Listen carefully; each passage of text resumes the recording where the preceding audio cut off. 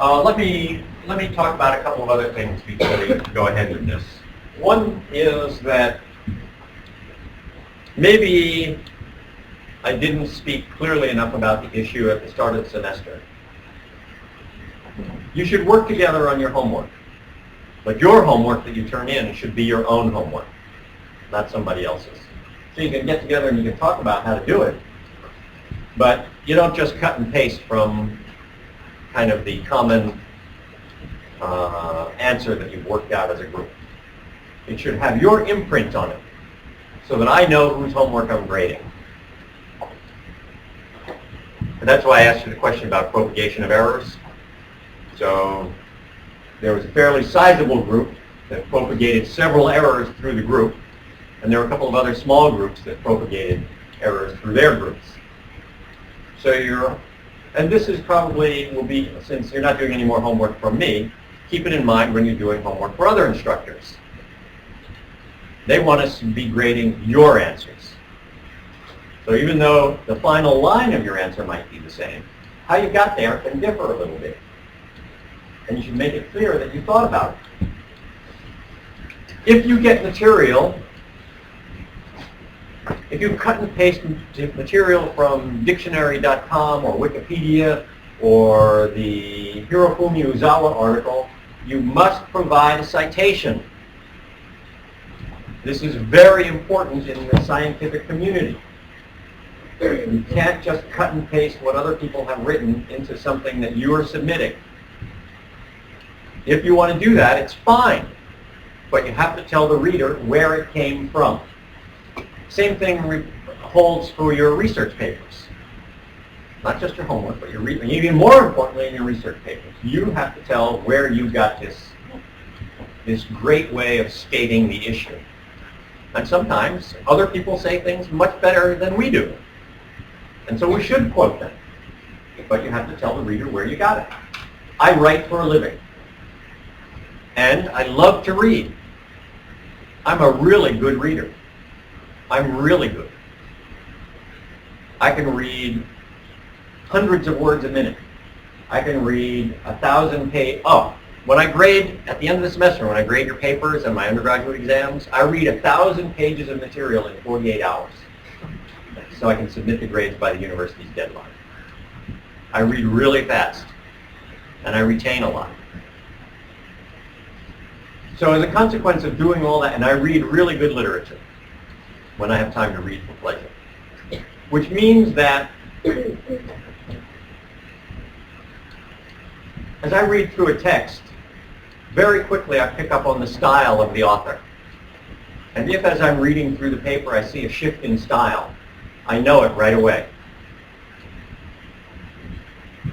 So it's very important that you footnote properly, that you give citations to things, because I will notice. Because some writers in economics are really hideous. Others are really great. And you probably don't write as badly as some or as well as others. And so I'll see that there's been a shift in your text. Laura? APA or ebook or like... You mean as a style guide? You can use whatever you want. As long as, and your citations.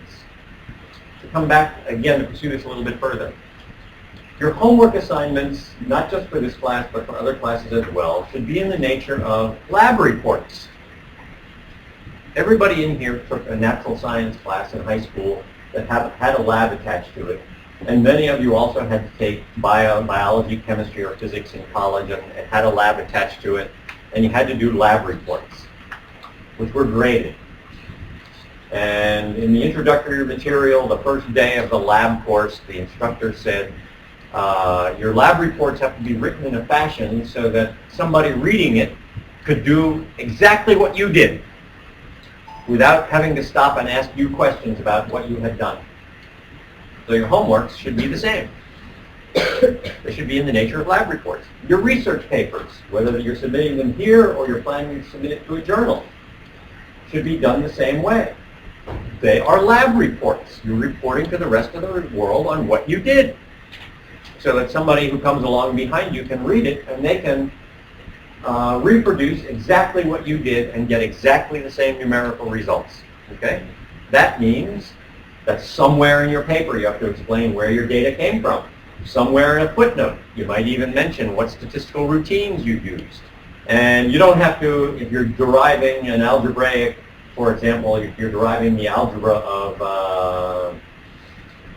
the translog cost frontier, you don't have to include all of the algebra, but enough so that somebody who's really interested in the result, they could fill in the blanks with some trouble, but not a lot. So your papers have to be your work. Where you're quoting people, make it clear that you quoted them, and it's okay. But don't fail to quote them when you use somebody else's work. Also be cognizant of the fact that although I'm not collecting your data sets, when it comes to publishing your work in the professional journals, the journals are increasingly requiring that you deposit your data sets in their archive so that somebody, once your paper is in print, somebody reads it and they say, oh, I don't think they did that right. They can download your data set and see whether or not they can reproduce your results. On NPR, I guess it was last weekend or the weekend before, every year they have the Ig Nobel Awards. The Ig Nobel Awards are chaired by the editor of the Journal of Irreproducible Results. Irreproducible means results that can't be reproduced. And so it's a journal all about where somebody went back and looked at published results and tried to reproduce them, and they couldn't.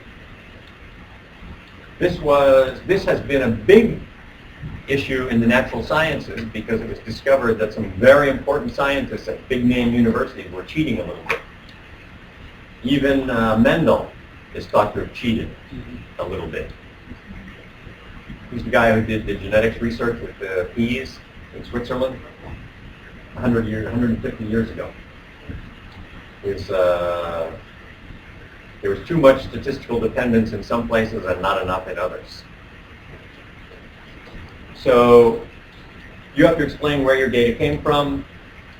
If you required some manipulation of the data in order to construct the variables that you had, you have to explain how you did it. So for example, in the homework that we went through on bread and meat, there was a lengthy discussion about how some of those variables were constructed. There were specific references to where the data came from and the form that the data originally was in and how the transformed data was constructed for use in the paper. So you've got to keep all those things in mind. Reproducibility, citations, I guess those are the two essential missions.